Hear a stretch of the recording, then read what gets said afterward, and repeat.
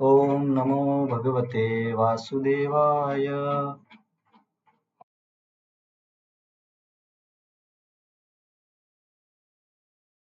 ओम नमो भगवते वासुदेवाय।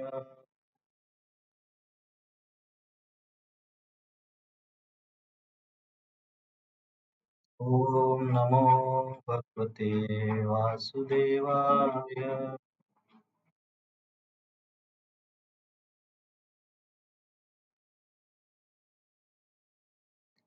हरे कृष्ण. आपण भगवद्गीतेच्या तिसऱ्या अध्यायाचा अभ्यास करत आहोत. या अध्यायाचं नाव आहे कर्मयोग. याच्या आधी आपण 2 अध्यायाचा अभ्यास केला. सैन्य निरीक्षण योग आणि सांख्य योग. पहिला अध्याय होता सैन्य निरीक्षण योग, दुसरा अध्याय होता सांख्य योग किंवा भगवद्गीता सारांश रूपात. तर त्याच्यामध्ये आपण बघितले की पहिल्या अध्यायाचा मुख्य विषय आहे की अर्जुन भ्रमात पडतो आणि युद्ध न करण्यासाठी 4 कारणं देतो. दुसऱ्या अध्यायामध्ये एक 5वं कारण येतं की 5वं कारण असं आहे की मला निर्णय घेता येत नाही, युद्ध करू की नको करू.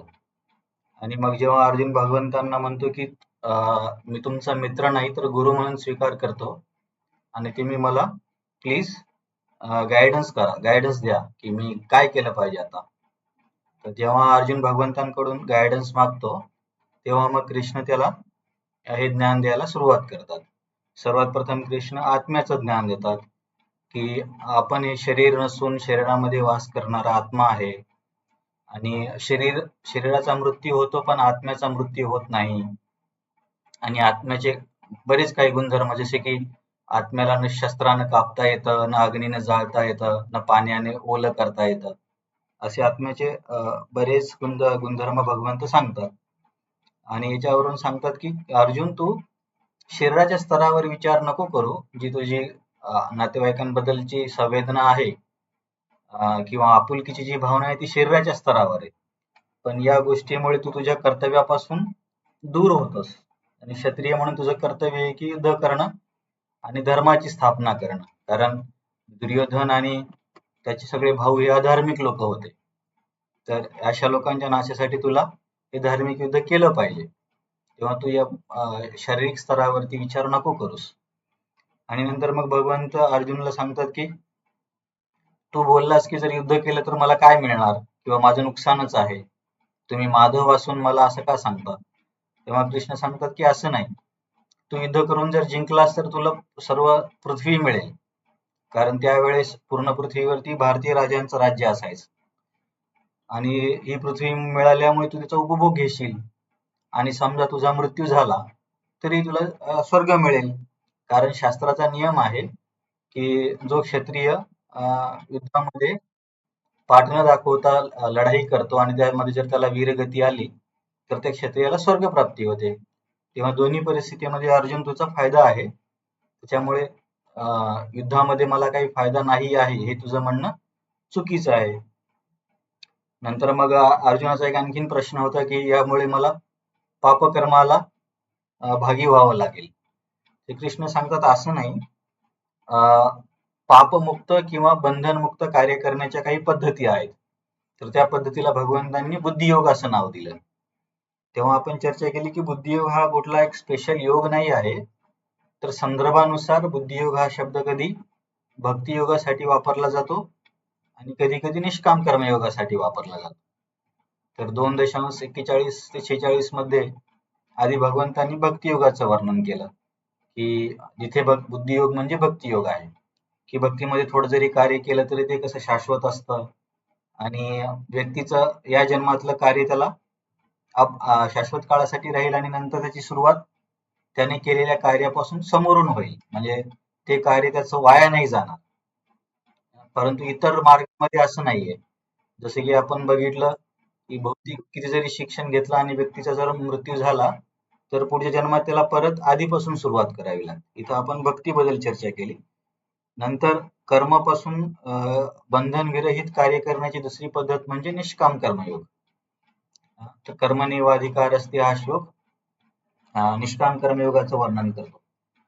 तर तिथे कृष्णाने सांगितले की निष्काम कर्मयोग काय आहे की वर्ण आणि आश्रमानुसार जे आपले कार्य आहे, जसं की क्षत्रियाचं कार्य आहे युद्ध करणे, प्रजेचं रक्षण करणे, हे कार्य फळाची इच्छा न करता करणे आणि याचे फळ जे काही येतील ते भगवंतांना अर्पण करणे, हे आहे निष्काम कर्मयोग. आणि निष्काम कर्मयोगामध्ये पण व्यक्ती कर्मबंधनातून मुक्त होतो. आणि मग जेव्हा व्यक्ती अशा निष्काम भावनेनं कार्य करतो तेव्हा त्याची बुद्धी स्थिर होते. स्थिर बुद्धी म्हणजे काय की इच्छा आकांक्षा आणि त्याची बुद्धी विचलित होत नाही. जसं की वेदांमध्ये सांगितलं की स्वर्गाबद्दल पण माहिती दिली आहे की स्वर्गामध्ये कशा सुख सुविधा आहेत. तर अशा या भौतिक इच्छांनी त्याचं मन विचलित होत नाही किंवा बदलत नाही. त्याचं मन मोक्षाच्या ज्या उद्देशावरती स्थिर राहतं. अशा व्यक्तीला स्थिर बुद्धीचा व्यक्ती किंवा स्थितप्रज्ञ म्हणतात. मग अर्जुन विचारतो की कृष्ण अशा स्थितप्रज्ञ व्यक्तीला कसं ओळखायचं? स्थितप्रज्ञस्य का भाषा समाधिस्तस्य केशव सदी किं प्रभाषेत किम आसीत व्रजेत किम. अशा व्यक्तीचे लक्षण काय आहे? तो कसा बोलतो, कसा चालतो, कसा बसतो? तर या शब्दाचे अर्थ काय आपण बघितले की कसा बोलतो म्हणजे द्वंद्व स्थितीमध्ये त्याचा रिस्पॉन्स काय असतो, कसा बसतो म्हणजे इंद्रियांना कसा संयमित करतो, आणि कसा चालतो म्हणजे इंद्रियांचा कसा उपयोग करतो. तर कृष्ण याचं विस्तारित वर्णन करतात की अशा व्यक्तीचं कार्य करण्याची पद्धत कशी आहे. आणि सर्वात शेवटी मग कृष्ण दुसऱ्या अध्यायाची शेवट होते की अशा पद्धतीने जर व्यक्तीने कार्य केलं तर त्याला शेवटी मोक्षाची प्राप्ती होऊ शकते. मग असा हा दुसरा अध्याय संपल्यावरती समस्या काय होती की दुसऱ्या अध्यायामध्ये कृष्णाने अर्जुनाला सांगितले की दूरे नाही आवरम कर्म बुद्धी योगा धनंजय कृपणा फल हेतवा, की अर्जुन बुद्धी योगाच्या सहाय्याने किंवा बुद्धीच्या सहाय्याने आवरण कर्म किंवा निंद्य कर्माला दूर ठेव. तर तिथे कृष्णाला सांगायचं होतं की तू सकाम कर्मयोग करू नकोस, निष्काम कर्मयोग कर. का सकाम कर्मयोग करू नको? कारण सकाम कर्मयोगामध्ये व्यक्तीला बंधन मिळतं. बंधन म्हणजे कर्मबंधन. जसं की समजा चांगलं कार्य केलं तर पुण्य बंधन होईल आणि काही वाईट कार्य केलं तर पाप बंधन होईल, पण दोन्ही बंधनच आहेत. त्याच्यामुळे कृष्णाला अर्जुनला भगवंतांना सांगायचं होतं की तू निष्काम कर्मयोग कर. परंतु अर्जुनचं काय कन्फ्युजन होतं की अर्जुनला वाटतं की भगवंत म्हणतायत बुद्धियोग म्हणजे ज्ञानयोग. बुद्धियोगाचा समानार्थी शब्द ज्ञानयोग पण होतो.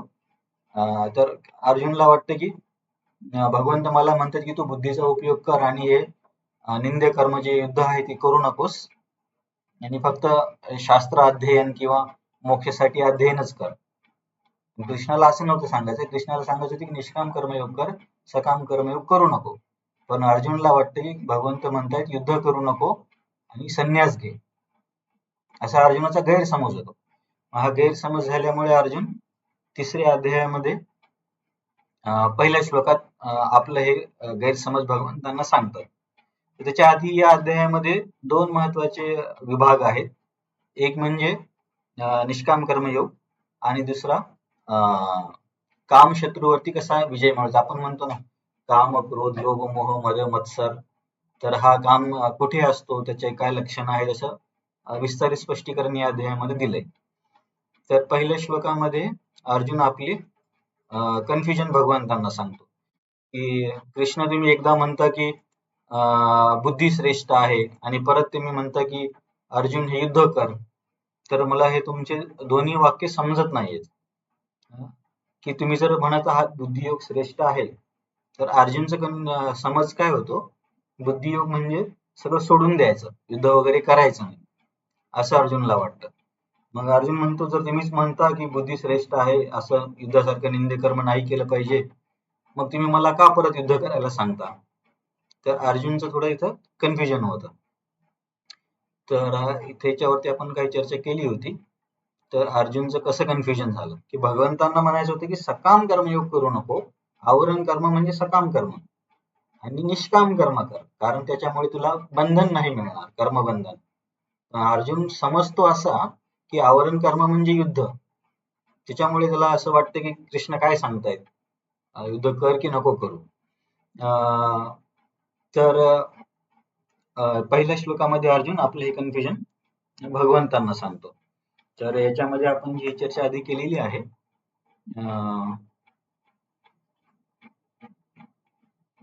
तर इथे हे थोडेसे आपण हे संकल्पना समजून घेऊया, म्हणजे पुढची चर्चा समजायला सोपं होईल. हे आपण बऱ्याच वेळेस ही चर्चा केली आहे.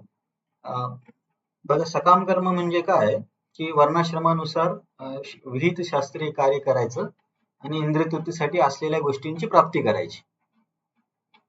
समजा की कोणाला धन हवंय किंवा भौतिक विद्या हवी आहे किंवा स्वर्ग पाहिजे, तर हे सगळं मिळवण्यासाठी जेव्हा लोक वैदिक शास्त्रीय पद्धतीने कार्य करतात शास्त्राच्या साह्याने, जसे की शास्त्रामध्ये पण असे काही यज्ञ दिलेत की हे केल्याने तुम्हाला ह्या गोष्टी मिळतील, म्हणजे पुण्य केल्याने ह्या गोष्टी मिळतील. तर ते झालं सकाम कर्मयोग. सकाम का, कारण स म्हणजे विथ, इंग्लिश मध्ये आपण विथ म्हणतो किंवा सह. तर सकाम कर्म म्हणजे काय आहे, की या व्यक्तीला भौतिक इच्छा आहेत, परंतु तो इच्छा तो शास्त्राच्या साह्याने पूर्ण करण्याचा प्रयत्न करतो. तर हा झाला सकाम कर्मयोगी. सकाम कर्मयोगी काय करतो, वर्णाश्रमाचे कार्य, म्हणजे तो ज्या वर्णात किंवा ज्या आश्रमात असेल ते भौतिक गोष्टीसाठी करतो, म्हणजे तो पण इंद्रियतृप्तीसाठीच काम करतो. फरक एवढा आहे की शास्त्रानुसार करतो. समजा बाकीचे जे सामान्य लोक आहेत, जे की शास्त्राला मानत नाहीत, ते आपल्या मनसोक्त व्यवहाराने स्वैराचार करतात, आणि या व्यक्तीला पण इंद्रियतृप्ती पाहिजे, दोघांना इंद्रियतृप्ती पाहिजे. दोघात एवढाच फरक आहे की एक शास्त्र आधारित इंद्रियतृप्ती करतो आणि एक पशुसारखी इंद्रियतृप्ती करतो. तर पशुसारखी इंद्रियतृप्ती करणाऱ्यांची हालत तर खराब होतीच, पण हा जो सकाम कर्मी आहे हा पण कर्मबंधनामध्ये अडकतो, कारण की याला फळाची इच्छा आहे, की संपत्ती हवी आहे, नाव हवंय किंवा स्वर्ग हवंय, हे सगळं कर्मबंधनामध्ये येतं. परंतु निष्काम कर्मयोगी म्हणजे असा व्यक्ती की तो वर्णाश्रमाचेच काम करतो. जो सकाम कर्मी व्यक्ती जो कार्य करतो, जसे की वर्णाश्रमाचं कार्य म्हणजे क्षत्रियाने युद्ध करणे, प्रजेचं रक्षण करणे, ब्राह्मणाने इतरांना वेद शिकवणे, इतरांसाठी यजमान म्हणून वैदिक कार्य करणे, हे जे ब्राह्मणाचे कार्य आहेत. असे जे वर्णाश्रमाचे कार्य आहेत, किंवा जे वैश्य लोक आहेत, की वैश्य लोक पण विविध प्रकारचे यज्ञ करतात किंवा कृषी, गोरक्षा, वाणिज्य करतात. तर हे जे त्यांच्या वर्ण आणि आश्रमानुसार जे कार्य आहेत, हा निष्काम कर्मयोगी व्यक्ती काय करतो, की केवळ माझं कर्तव्य म्हणून करतो, याच्यातून मला काही मिळावं अशी त्याची अपेक्षा नसते. आता हे व्यापाराचं उदाहरण थोडंसं कठीण जाईल समजायला, आपण क्षत्रियाचंच उदाहरण घेऊया, लढाईचं. की हा जो निष्काम कर्मयोगी जर क्षत्रिय असेल, तर तो काय म्हणेल की मी क्षत्रिय आहे माझ्या गुण आणि धर्मानुसार, तर माझं हे युद्ध करणं कर्तव्य आहे, आणि या युद्धामध्ये जे काही होईल ते भगवंतांची इच्छा, या भावनेने जर त्याने कार्य केलं तर ते झालं निष्काम कर्मयोगाचं कार्य. परंतु समजा तेच काम, युद्धाचंच काम, समजा दुसरा एक क्षत्रिय म्हटला की नाही, मला याच्यातून माझं राज्य साम्राज्य वाढवायचंय, किंवा मी जर मेलो तर मला स्वर्ग मिळेल, या इच्छेने केलं तर ते सकाम कर्म झालं. कार्य सेम आहे, फक्त त्याच्या मागची भावनेमुळे त्याचं सगळं रिझल्ट बदलून जातो, त्या व्यक्तीचे डायरेक्शन चेंज होते. आणि अशा पद्धतीने जेव्हा व्यक्ती कधी कधी पूर्ण आयुष्य किंवा अनेक जन्म निष्काम कर्मयोग करतो, तेव्हा त्याच्या भौतिक इच्छा हळूहळू नष्ट होतात निष्काम पद्धतीने कार्य केल्यामुळे. कारण एक त्या पद्धतीचंच हे एक वैशिष्ट्य आहे की निष्काम भावनेने काम केले की हळूहळू व्यक्ती भौतिक इच्छांपासून मुक्त व्हायला लागतो. मग जेव्हा त्याच्या हृदयामधून भौतिक इच्छा नष्ट होतात, की तो किंवा आता तो भौतिक प्रलोभनाने आकर्षित होत नाहीये, तर तेव्हा त्या व्यक्तीकडे ऑप्शन असतो की त्याने आता निष्काम कर्मयोग तसाच कंटिन्यू करायचा, किंवा ज्ञानयोग स्वीकारायचा, किंवा अष्टांग योग स्वीकारायचा. तर त्याच पद्धतीने तो निष्काम कर्मयोग पण करू शकतो. जसं की भगवंत आता 3ऱ्या अध्यायामध्येच उदाहरण देतील जनक महाराजांचं, की त्यांनी उदाहरण दाखवण्यासाठी इतरांना निष्काम कर्मयोगच केला, की ज्याने लोकांना पण एक उदाहरण राहील की कसं कार्य केलं पाहिजे. किंवा कधी कधी हे लोक मग संन्यास घेतात. संन्यास घेणं म्हणजे जो वैदिक संन्यास आहे, की आता ग्रहस्थ सोडून मग वानप्रस्थ झाल्याच्या नंतर संन्यास. तर हे संन्यास म्हणजे जेव्हा याचं हृदय शुद्ध होतं, मग संन्यासी म्हणजे हे ज्ञानयोगामध्ये जातात. तर त्याच्याकडे 3 चॉईस आहेत, निष्काम कर्मयोग कंटिन्यू करणे, किंवा ज्ञानयोगाचा स्वीकार करणे, किंवा अष्टांग योगाचा स्वीकार करणे. तर एखादा साधक अष्टांग योगाचा स्वीकार करतो, आणि तिन्ही मार्गाने त्याचा उद्देश काय आहे, की या भौतिक संसारातून मुक्त होऊन मोक्षाची प्राप्ती करणे, जो निर्विशेष मोक्ष आहे, ब्रह्मज्योतीमध्ये विलीन होणे. तर हे तिन्ही मार्गाने शक्य आहे. पण ज्ञानयोग आणि निष्काम कर्मयोगामध्ये एवढाच फरक आहे की व्यक्तीचं हृदय शुद्ध झाल्याशिवाय ज्ञानयोग त्याने नाही घेतला पाहिजे. कारण ज्ञानयोग हृदय शुद्ध करत नाही. हृदय शुद्ध हे निष्काम कर्मयोग करू शकतो. त्याच्यामुळे सगळे लोक संन्यास घेत आहेत म्हणून मी पण संन्यास घेतो, असा विचार करून जर व्यक्तीने संन्यास घेतला आणि त्याचा हृदय जर शुद्ध नसेल, त्याचं खूप नुकसान होऊ शकतं त्याच्यामध्ये. कारण सगळे करतायत म्हणून करण्याची गोष्ट नाहीये ती. त्याच्यामध्ये क्वालिफिकेशन असलं पाहिजे. तर हा निष्काम कर्मयोग आणि ज्ञानयोगामध्ये महत्वाचा फरक आहे. पण भक्ती या सर्वांपेक्षा वेगळी कशी आहे की भक्तीमध्ये काही क्वालिफिकेशनची आवश्यकता नाही. क्वालिफिकेशनची आवश्यकता म्हणजे की तो व्यक्ती ब्राह्मणच असला पाहिजे किंवा तो व्यक्ती क्षत्रियच असला पाहिजे किंवा त्याने खूप पुण्य केलेलं असलं पाहिजे किंवा खूप उच्च कुळामध्ये जन्म झाला पाहिजे किंवा त्याला खूप शास्त्र माहिती असले पाहिजे, असं कुठलीच, किंवा त्याला वर्णाश्रमाची माहिती असली पाहिजे, असं कुठलीच गरज भक्तीमध्ये नाहीये. फक्त गरज एकच आहे की भगवंतांवरती श्रद्धा असली पाहिजे. श्रद्धा शब्द विश्वास कहे सुदृढ निश्चय, कृष्ण भक्ती कैले सर्व कर्म कृत आहे. की जे भक्तिशास्त्र आहे जसे की श्रीमद भागवतम, भक्तिरसामृत सिंधू, या भक्तिशास्त्रावर त्याचा श्रद्धा असली पाहिजे, गुरुवरती श्रद्धा असली पाहिजे आणि या मार्गाने मला निश्चित यश मिळेल अशी जर त्याची भावना असेल तर कुठलाही व्यक्ती भक्ती मार्ग स्वीकारू शकतो. आणि भक्ती मार्ग स्वीकारण्यासाठी सर्वात महत्वाचा रोल आहे भक्तांचा. जसे की आपण दुसऱ्या स्कंदामध्ये पण एक श्लोकामध्ये अभ्यास केला होता, एतावानेव यजताम इह सदय भगवती अचलो भाव तत् भागवत संगतः, की भक्ती केवळ भागवतांच्या संगतीने, म्हणजे भागवत म्हणजे भक्त. तर हा जो एक मार्ग आहे, सकाम कर्म, नंतर निष्काम कर्म, नंतर ज्ञान किंवा अष्टांग आणि नंतर मोक्ष, तर हे कसा एकच मार्गामधल्या पायऱ्या आहेत. इच्छा असताना सकाम कर्म करेल, इच्छेचा त्याग झाल्यावरती निष्काम कर्म करेल, निष्काम कर्मयोगामध्ये हृदय शुद्ध झाल्यावर वरची पायरी म्हणजे ज्ञानयोग स्वीकारेल किंवा अष्टांग योग स्वीकारेल आणि मोक्ष प्राप्ती करेल.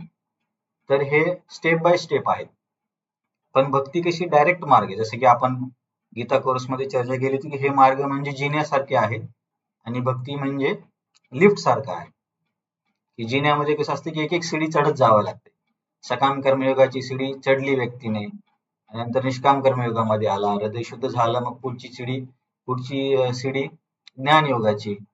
पण भक्तीमध्ये असं सीड्या चढण्याची गरज नाही, तो लिफ्ट मध्ये जाऊन बटन प्रेस केले की तो डायरेक्ट त्या मजल्यावरती पोहोचू शकतो. तर हा भक्तीमध्ये आणि इतर मार्गामध्ये फरक आहे.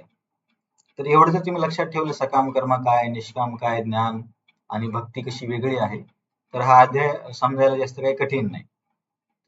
समोरची सर्व चर्चा या बेसिक अंडरस्टँडिंग वरच आधारित आहे. त्याच्यामध्ये कोणाला काही प्रश्न आहे? सकाम, निष्काम, ज्ञान आणि भक्ती नाही आहे ना? ठीक आहे, मग आपण समोर जाऊया. तर समोर अर्जुन काय प्रश्न करतो बघूया.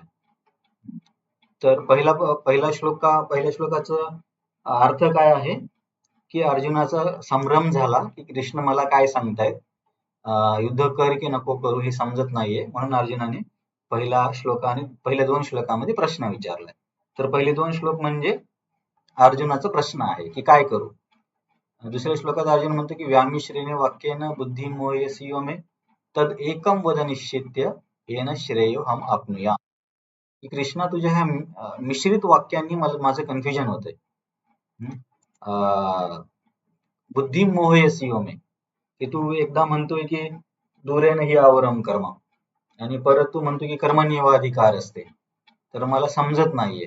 त्याच्यामुळे वद एकम वद निश्चित, एकच सांग काय करू ते, की ज्याच्यामुळे माझं श्रेय होईल किंवा माझा लाभ होईल, असं अर्जुन पहिल्या 2 श्लोकामध्ये भगवंतांना प्रश्न विचारतो. तर आपण ही विस्तारित चर्चा केली की अर्जुनाचा का संभ्रम झाला.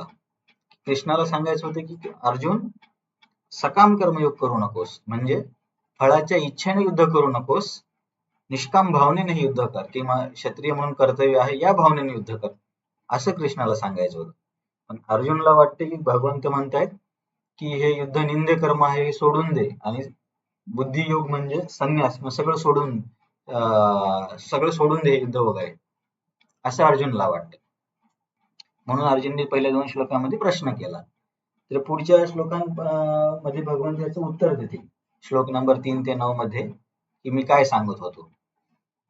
श्री भगवान उवाच, म्हणजे कृष्ण बोलते, लोकेस्मिन् द्विधा निष्ठा पुरा प्रोक्ता मया नघा ज्ञानयोगेन सांख्यानाम कर्मयोगेन योगिनाम. अर्जुन 2 प्रकारच्या निष्ठा आहेत. निष्ठा म्हणजे अधिकार आहेत, की लोकांच्या अधिकारावरून 2 प्रकारचे मार्ग मी तुला आधी सांगितले. पुरा म्हणजे आधी, प्रोक्ता म्हणजे बोललो.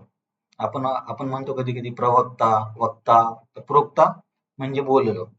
लोके म्हणजे या जनसमुदायामध्ये किंवा या समाजामध्ये किंवा वैदिक धर्मामध्ये 2 अधिकार आहेत.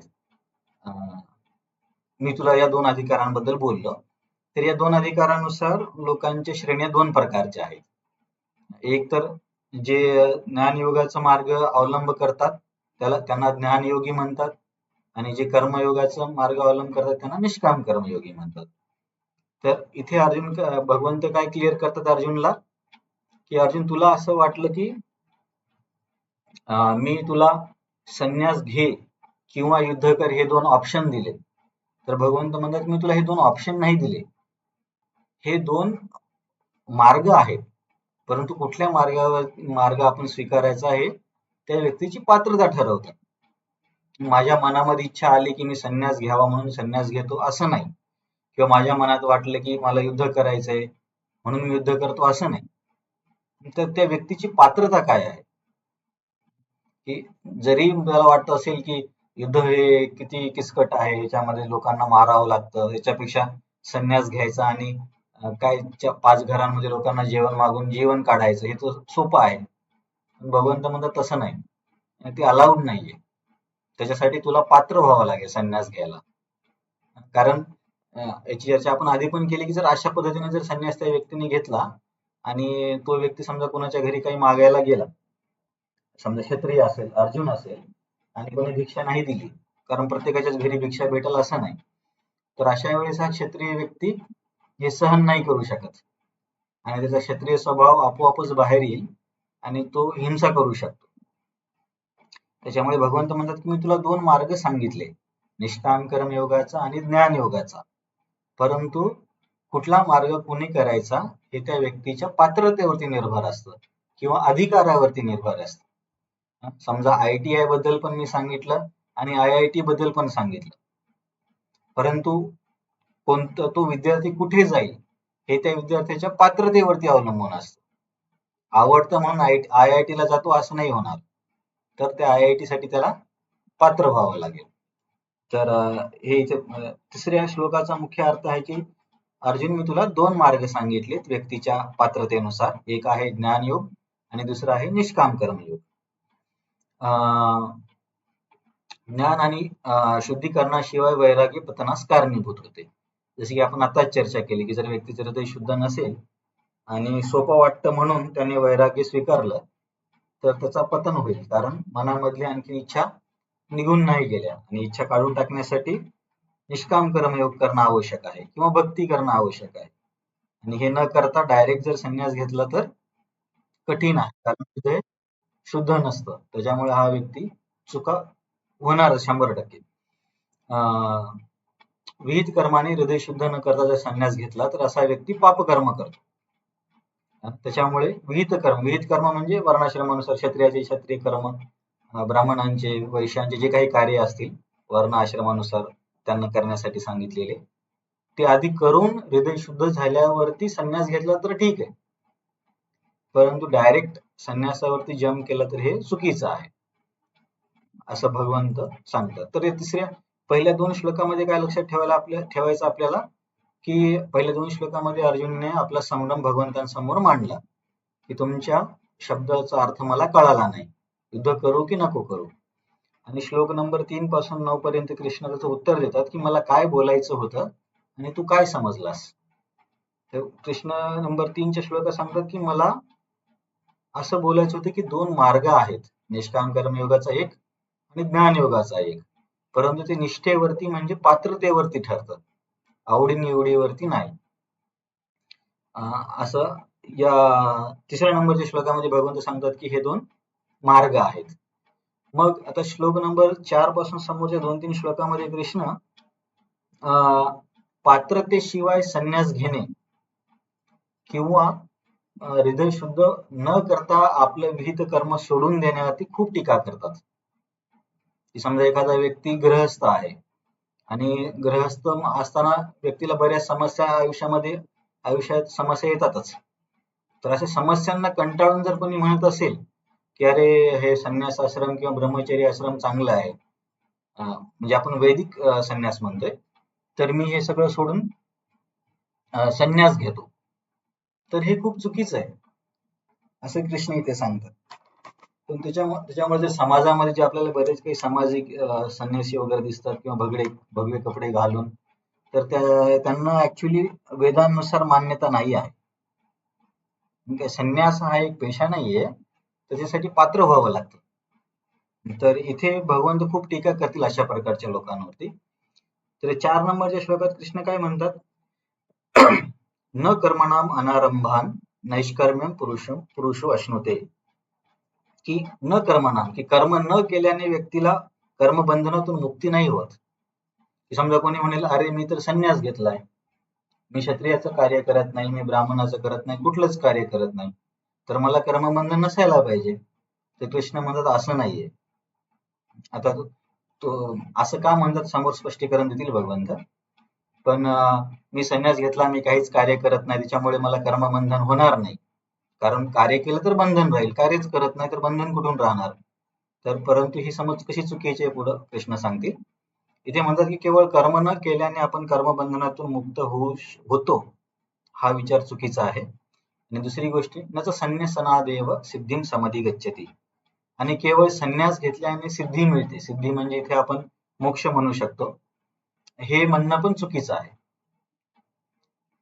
एक तर कृष्ण म्हणतात की तू कर्मबंधनातून पण मुक्त नाही होणार आणि तुला केवळ संन्यास घेतल्याने मोक्ष पण नाही मिळणार.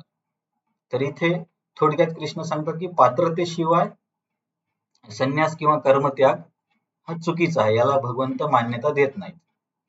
हा या श्लोकाचा मुख्य अर्थ आहे. श्लोक नंबर 4 मध्ये की पात्रता नसण्याशिवाय, पात्रता म्हणजे हृदय शुद्ध नसताना कर्म सोडून देणे किंवा संन्यास घेणे हे खूप चुकीचं आहे आणि याच्यामुळे कर्मबंधनातून पण मुक्ती होत नाही आणि मोक्ष पण मिळत नाही. हा या श्लोकाचा मुख्य अर्थ आहे. तर केवळ कर्मसन्यास घेतल्याने मोक्ष प्राप्ती होत नाही आणि कर्मसन्यास घेण्यासाठी हृदय शुद्ध असणे अत्यावश्यक आहे. कारण आपण आताच चर्चा केली होती की सकाम कर्मयोग काय आहे, निष्काम कर्मयोग, नंतर ज्ञानयोग. संन्यास म्हणजे ज्ञानयोग. तर ज्ञानयोगाची मुख्य पात्रता काय आहे की हृदय शुद्ध असलं पाहिजे.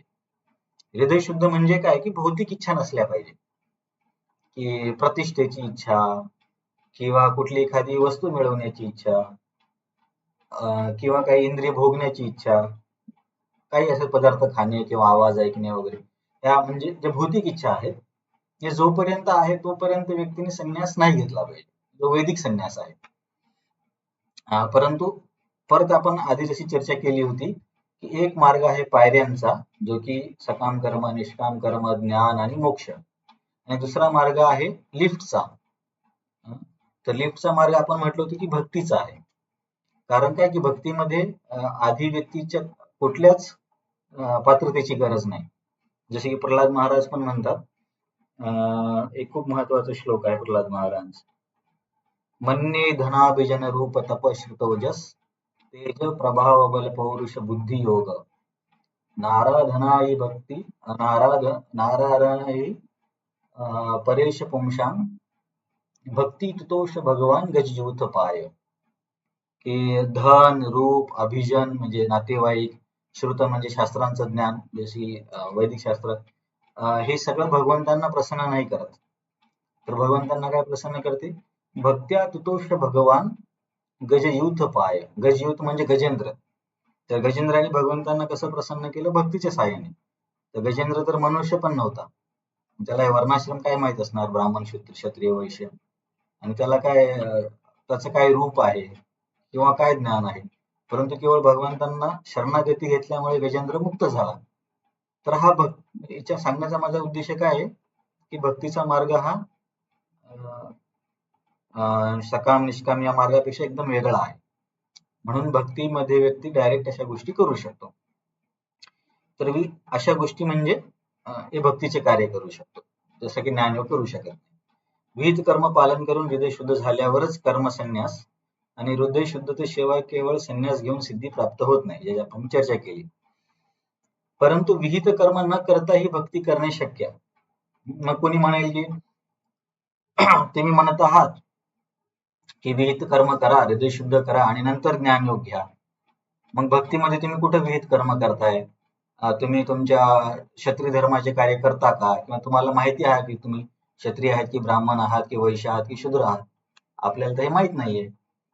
तर परंतु भक्तीचं वैशिष्ट्य हे आहे की भक्तीमध्ये हे वर्णाश्रमाचे कार्य नाही केले तरी काही हरकत नाही, कारण भक्ती स्वतः शुद्ध करते. जसे की नारद मुनी व्यासदेवांना सांगतात, त्यक्त्वा स्वधर्मं चरणाम्बुजां हरे, भजन अपक्वो अथ पते ततो यदि, यत्र को वा भद्रम अबुध अमुष्य किम, को वार्थ आप्तो भजताम स्वधर्मतः. की त्यक्त्वा स्वधर्मम, स्वधर्म सोडून देणे म्हणजे हे जे वर्ण, स्वधर्म म्हणजे इथे हिंदू मुस्लिम ख्रिश्चन हा नाहीये. स्वधर्म म्हणजे वर्णाश्रम धर्म, म्हणजे क्षत्रियाचा, ब्राह्मणाचा, वैश्यांचा किंवा शूद्राचा. ते त्यक्त्वा स्वधर्मम चरणाम्बुजम हरे. समजा एखाद्या व्यक्तीने आपलं हे वर्णाश्रम धर्म सोडला आणि हरीच्या चरणांबुज म्हणजे कमळासारख्या भगवंताच्या चरणाची जर त्याने भक्ती केली,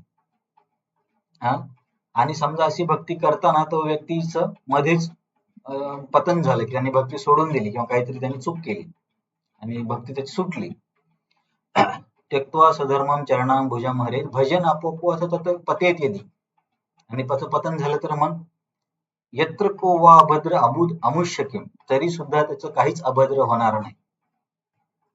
माझा सांगण्याचा प्रयत्न काय आहे की हे श्लोक सिद्ध करतात, नारद मुनींचा श्लोक, किंवा गीतेमध्ये पण भगवंत म्हणतात सर्व धर्मान परित्यज्य. परित्यज्य म्हणजे पूर्णपणे सोडून देणे, सर्व धर्मांना सोडून दे. तर धर्म म्हणजे आपण परत म्हणू की इथे हिंदू मुस्लिम ख्रिश्चन हे धर्म नाही आहेत, कारण त्यावेळेस तर हे बाकीचे धर्म नव्हतेच, केवळ सनातन धर्मच होता. तर इथे धर्म म्हणजे वर्णाश्रम धर्म किंवा स्त्री धर्म किंवा जाती धर्म किंवा वर्ण धर्म, हे जे धर्म आहेत म्हणजे धर्मशास्त्रामध्ये सांगितलेत कोणत्या व्यक्तीने काय केलं पाहिजे. जर व्यक्ती, भगवंत सांगतात की या सगळ्या गोष्टींमध्ये अडकण्यापेक्षा जर तू मला डायरेक्ट शरण आलास तर तुझं काहीच नुकसान होणार नाही किंवा तुला पापकर्मातून मुक्ती येईल. म्हणजे समजा कोणी विचारलं, परंतु कृष्णा मी जर माझा स्वधर्म सोडला तर त्याच्यामुळे मला पापकर्माला भागीदार व्हावं लागेल स्वधर्म न केल्यामुळे. तर त्या श्लोकामध्ये समोरच्या वेळेत कृष्ण काय सांगतात, सर्व धर्मान परित्यज्य मामेकम शरणं व्रज, अहम त्वाम सर्व पापेभ्यो मोक्षयिष्यामि मा शुच. की अर्जुन, मी तुला त्या सर्व पापांपासून मुक्त करेल. मा शुच म्हणजे घाबरू नकोस. कृष्ण असं बोलू शकतात कारण कृष्ण स्वतःच कर्माचे अधिपती आहेत, किंवा कर्म हे भगवंतांच्या निग्रहणाखाली कार्य करतात. कर्मणा दैव हेतेने जंतुर्देह उपपत्तये, स्त्रिया प्रविष्ट उदरम पुंसोरेत कनाश्रय. कर्मणा दैव नेत्रेन, कर्म हे भगवंतांच्या अधिपत्याखाली काम करतं. जेव्हा एखादा व्यक्ती भक्तीमध्ये येतो तेव्हा तो कर्माने बाध्य नाही राहत. म्हणजे जो सामान्य व्यक्ती आहे तो कर्माने बाध्य आहे की त्याला मागच्या जन्माच्या पुण्यानुसार या जन्मामध्ये त्याला काही यश मिळणार किंवा पापानुसार काही अपयश किंवा काही त्रास होणार. परंतु जेव्हा व्यक्ती भक्तीमध्ये येतो आणि भगवंतांना शरण जातो, सर्व धर्मांप्रतीच्या माम एकम शरणम, भगवंतांचीच अनन्य शरणागती घेतो, तेव्हा त्या व्यक्तीच्या जीवनातल्या चांगल्या वाईट गोष्टी या भगवंतांच्या कृपेने होतात. कधी काही वाईट गोष्टी पण होतात कारण भक्तांची आसक्ती सोडवण्यासाठी कधी कधी भगवंत त्याच्या आयुष्यामध्ये आजार देतील किंवा एखादा काही कठीण प्रसंग पण येऊ शकतो. परंतु हे प्रसंग भगवंत आणतात, कर्म आणत नाही. जास्त दूर चर्चा केली तर परत समजायला कन्फ्युजन होईल. इथे फक्त एवढंच लक्षात ठेवायचं की भगवंत सांगतायत की केवळ कर्म सोडून दिल्याने कर्मबंधनातून कोणी मुक्त होत नाही आणि केवळ संन्यास घेतल्याने कोणाला मोक्ष प्राप्ती होत नाही. तर थोडक्यात याच्यासाठी पात्र व्हावं लागतं. हाच जो बोलण्याचा जो सिद्धांत आहे किंवा हा जो विषय चालू आहे दोघांमध्ये, कृष्ण आणि अर्जुनामध्ये, तोच विषय भगवंत समोर आता पुढच्या श्लोकामध्ये पण घेत आहेत. विषय काय आहे? अर्जुनाचं कन्फ्युजन आहे. संन्यास म्हणजे युद्ध न करणे किंवा युद्ध करणे, दोन्हीपैकी मी काय करू? कृष्ण म्हणतात की हे दोन मार्ग मी अधिकारानुसार सांगितलेत. आणि या दोन मार्गामध्ये एक आहे निष्काम कर्मयोग, म्हणजे तुझं क्षत्रियाचं युद्ध फळाची इच्छा न ठेवता करणे, आणि दुसरं आहे ज्ञान किंवा संन्यास, सगळं सोडून देणे. परंतु या दोन्ही पैकी पात्रता नसताना कार्य सोडून देणे किंवा संन्यास घेण्यावरती भगवंत जो टीका करतायत. मागच्या श्लोकामध्ये पण टीका केली आणि या 5व्या श्लोकामध्ये पण सांगतात की असं करण्यामध्ये चूक काय होते. तर भगवंत म्हणतात की नाही कशीत क्षणमपि जातु तिष्ठती अकर्मकृत कार्यती ही आवश्यक कर्म सर्व प्रकृती जैर्गुणे. की जोपर्यंत व्यक्तीचं हृदय शुद्ध होत नाही तोपर्यंत अवश्य म्हणजे विवश, आपण विवश हा शब्द वापरतो. अवश विवश एकसारखेच शब्द आहेत. अवशला काय सांगितलं प्रभुपादांनी? अवश्य म्हणजे असहाय्य. तर जोपर्यंत हृदय शुद्ध नाही तोपर्यंत व्यक्ती अवशपणे म्हणजे त्याच्या कंट्रोलच्या बाहेर पण तो कार्य करणार. जोपर्यंत हृदय शुद्ध नाही त्याची इंद्रिय त्याला एखाद्या विशिष्ट पदार्थाकडे आकर्षित करणार, विशिष्ट आवाजाकडे आकर्षित करणार किंवा विशिष्ट रूपाकडे आकर्षित करणार. तो त्याच्या कंट्रोलच्या बाहेर अशा गोष्टी होतच राहणार जोपर्यंत तो शुद्ध होत नाही. त्याच्यामुळे भगवंत म्हणतात की एक क्षणभर सुद्धा व्यक्ती कार्य करण्यापासून मुक्त नाही राहू शकत जोपर्यंत तो शुद्ध नाही आहे. तिथे कृष्णाला सांगायचं काय की पात्रता नसताना संन्यास घेणं हे खूप चुकीचं आहे. कारण संन्यास म्हणजे काय, काहीच काम न करणे. परंतु कार्य न करता व्यक्ती राहू नाही शकत, त्याला काही ना काही कार्य करावंच लागेल. कारण त्याचा हृदय शुद्ध नाहीये, तर इंद्रिय त्याला कार्य करण्यासाठी मजबूर करतील. आत्मा स्वभावतः क्रियाशील असतो, म्हणून जर भक्ती कार्यात नाही नियोजले तर मायेच्या प्रभावाखाली कार्य करेल. ते प्रभुपाद इथं भक्तिमय स्पष्टीकरण देतात. भगवंतांना सांगायचे की व्यक्ती काही ना काही कार्य करेल, त्याच्यामुळे संन्यास सोडून काहीच न करणे, एका ठिकाणी बसून ध्यान करणे हे चुकीचं आहे, कारण पात्रता नाहीये. तर प्रभुपाद त्यालाच भक्तिमय सांगतात की जर आपण भक्तिमय कार्यामध्ये स्वतःला नियोजलं नाही तर मग मायेच्या प्रभावाखाली काही कार्य करू, कारण काही ना काहीतरी व्यक्ती करणारच. समजा भक्त आहे तर कीर्तन ऐकेल, भक्त नाही तर पिक्चरचे गाणे ऐकेल, म्हणजे काही ना काहीतरी करावंच लागेल ना, तो निष्क्रिय तर नाही राहू शकणार. भक्त आहे तर प्रसाद घेईल, अभक्त आहे तर बाकीचे पदार्थ खाईल, पण त्याला जेवण तर करावंच लागेल. तर क्रियाशील असणे हे आत्म्याचं स्वभावताच लक्षण आहे. कारण आत्मा हा चिन्मय आहे, चिन्मय स्थितीमध्ये तो कार्यरत आहे. त्याच्यामुळे हे कृत्रिमपणा होईल की पात्रता नसताना कार्य सोडून देणे. विहित कर्म ही जीवाला गुणसंगातून निर्माण झालेल्या दोषातून शुद्ध करतात. याची आपण आधी चर्चा केली होती की निष्काम कर्मयोग म्हणजे वर्णाश्रम धर्मानुसार आपल्या जे वर्णाश्रमाचं जे काम आहे, फळाची इच्छा न ठेवता जर व्यक्ती करत गेला तर हळूहळू तो शुद्ध व्हायला लागतो. पण अशुद्ध अवस्थेत संन्यास घेतल्यास इच्छेच्या विरुद्ध कार्य करेल. कारण की समजा एखादी गाडी खूप स्पीड मध्ये चालली आणि एखाद्या व्यक्तीने अचानक ब्रेक मारला तर ती गाडी पलटी होते, लगेच थांबत नाही, म्हणजे काय ऍक्सिडेंट होतो. तसंच तुम्ही आपण समजा खूप इंद्रिय भोग करतोय, सगळ्या गोष्टी करतोय आणि अचानकच संन्यास घेऊन सगळं स्टॉप करण्याचा प्रयत्न केला तर त्या गाडीला एकदम 100च्या स्पीड मध्ये ब्रेक मारल्यासारखं आहे. ती गाडी तिथेच थांबू नाही शकत. तसं पलटी होणे म्हणजे चुकीच्या गोष्टी करणे. तर इथे भगवंत सांगतात की कर्मसन्यासपेक्षा विहित कर्म अधिक श्रेष्ठ आहे, कारण त्याच्यामुळे व्यक्तीचं शुद्धीकरण होतं. आणि आपण परत त्याच मुद्द्यावर येऊ की भक्ती यापेक्षा सगळा वेगळाच ट्रॅक आहे भक्तीचा, त्याच्यामुळे भक्ती या नियमांमध्ये बसत नाही. इथपर्यंत कोणाला काही प्रश्न, काही कन्फ्युजन झालं किंवा खूप गुंतागुंतीचा विषय आहे असं वाटतंय? सगळे सिद्धांत समज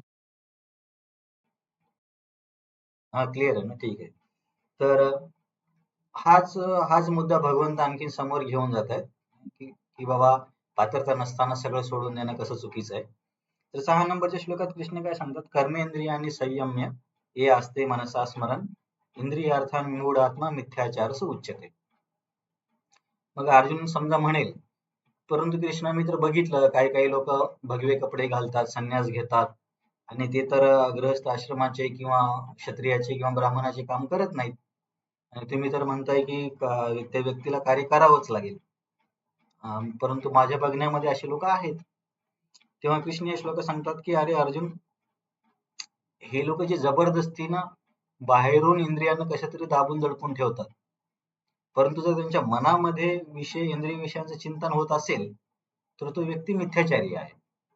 विमूढ म्हणतात भगवंत. विमूढ म्हणजे संस्कृत म्हणजे मूर्ख. तर हा मूर्ख व्यक्ती आहे.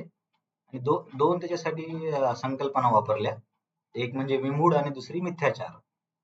एक तर हा मूर्ख पण आहे आणि ढोंगी आहे.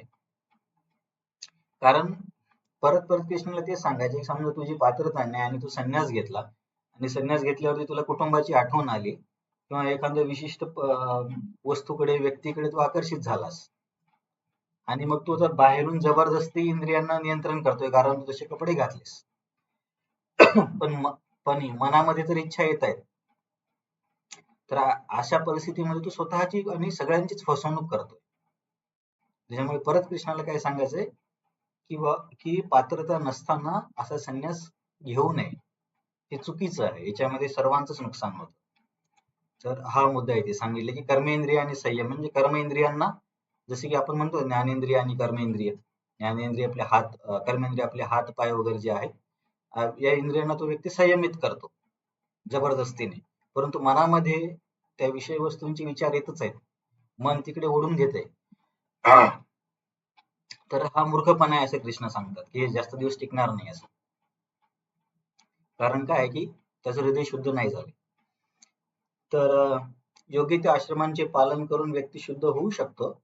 जसं की आपण आधी म्हटलं वर्णाश्रम धर्मानुसार, की समजा एखादा व्यक्ती गृहस्थ आहे आणि त्याच्यामध्ये तो क्षत्रिय आहे, तर तो क्षत्रियांचे कार्य करेल, की प्रजेचं पालन करणे, लोकांकडून टॅक्स घेणे, त्यांच्यासाठी सुखसुविधा निर्माण करणे, जे काही रस्ते असतील किंवा लोकांच्या कल्याणासाठी कामं करणे आणि कधी गरज पडली तर आपल्या राज्याच्या रक्षणासाठी युद्ध करणे.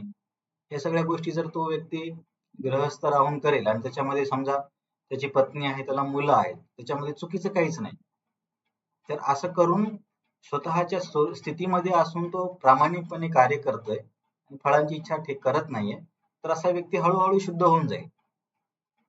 परंतु या व्यतिरिक्त समजा एखादा व्यक्ती म्हटले की अरे या गृहस्थीमध्ये तर बऱ्याच गोष्टी आहेत, बरेच बंधन आहेत, तर मी डायरेक्ट संन्यास घेतो, परंतु हे बॅकफायर करणार, हे चुकीचं होणार. कारण आपण जसं म्हटलं एकदम स्पीड मधली जी गाडी आहे, डायरेक्ट ब्रेक मारला तर गडबड होऊन जाते, गाडी पडणार. तसंच अशा व्यक्तीने संन्यास म्हणजे डायरेक्ट ब्रेक मारल्यासारखं आहे. कारण की समजा एखाद्या व्यक्तीची इच्छा आहे की मी नेता होणे, तर क्षत्रियामध्ये त्या इच्छेला शुद्ध करण्यासाठी प्रावधान असतं की राजा हा स्वाभाविकच नेता असतो, तो जनतेचं नेतृत्व करतो. परंतु या व्यक्तीने डायरेक्ट ही इच्छा शुद्ध न करता संन्यास घेतला, तर तो काय करणार की समजा संन्यासांचा ग्रुप आहे, तर तिथे लीडरकी करणार तो. बाकीच्या संन्यासांना म्हणणार अरे असं बसा, असं उठा, हे करा, ते करा. तिथे तो नियम दाखवायला लागेल.